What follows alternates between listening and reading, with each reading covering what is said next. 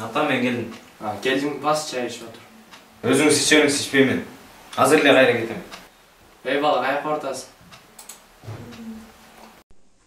Ата, мен келдим. Сен неге чыгып жүрөсүң? Школда декада болгон болчу ошон. Баягы эле шылтоолоруң башталдыбы? Темселеп жүрөсүң. Сени каралып байкең эркек болуп, үйгө эртерээк келип атат. Бар, үй жыйна.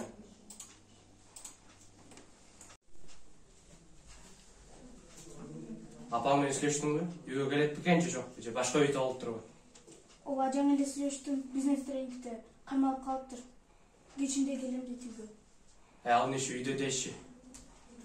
Каякта жүрөт могу айыл? Саат эртең 10го. Отчетты дайын кылып койгон.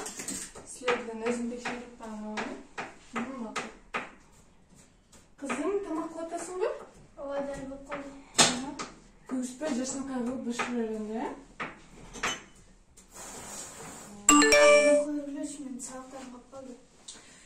Кызым, мен жумуштарым аябай көп болуп атат. Өзүң жаза, атаңа да бер, экооңор ич алган окуба. Кой отурчу. Не? Биздеги бир чогуу отуруп, үй бүлө болушуп тамак ичкен күнүбүз болобу?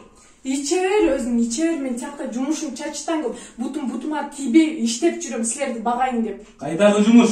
Аялдын орду үйдө. Бир нерсе болсо эле, аялдын орду үйдө деп эле кирет экен. Эркексиңби, иште барында эркексиң. Сен эмне тилиң чыгып калганбы?